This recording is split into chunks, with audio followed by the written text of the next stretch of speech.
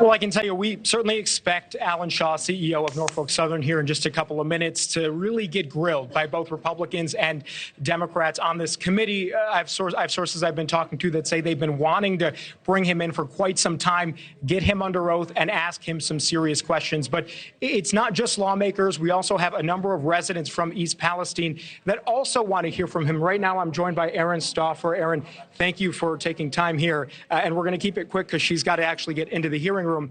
But Erin, what exactly do you want to hear from the CEO today?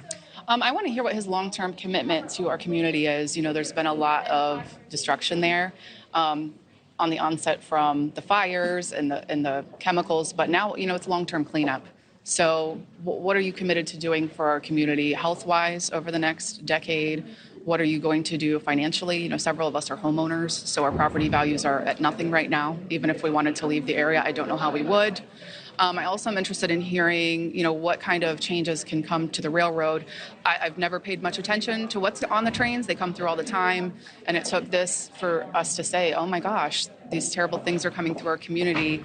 You know, can there be regulations that require trains to go through areas that, you know, aren't populated that are carrying these types of things?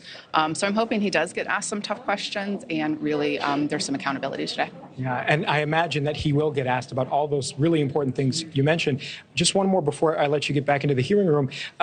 He has been there, and we've seen him address some people in East Palestine. How have you graded the response so far from Norfolk Southern? I feel like we're on the right path. Initially, I felt like it was pretty poor. I felt like we were being kept in the dark, maybe not being respected, collateral damage. Lately, I think he's kind of stepping up to the plate from pressure. I do feel like a lot of the answers are very politically driven right now, just kind of general. So I'm hoping for some more specific details. Okay. All right, go ahead and get back in there. Thank you very much for taking time to speak with us here. So you heard there, and actually the same concerns that Erin just raised are some of the ones we've heard from senators as well. A little while ago, we talked to Senator J.D. Vance from Ohio. He's actually not on this committee. He's not going to be able to grill CEO Alan Shaw, but because he's from Ohio, from the affected area, the committee has invited Senator Vance in, so he'll be making a statement. We will hear from him. And when we asked him earlier today about what he hopes to hear, what he hopes the CEO is asked, here's what he told us. There's a lot of questions, and I think there are a lot of answers that I'd like to see. I mean, the two things that I'm most focused on are, number one, I want to understand why this happened in the first place. You had such a catastrophic accident.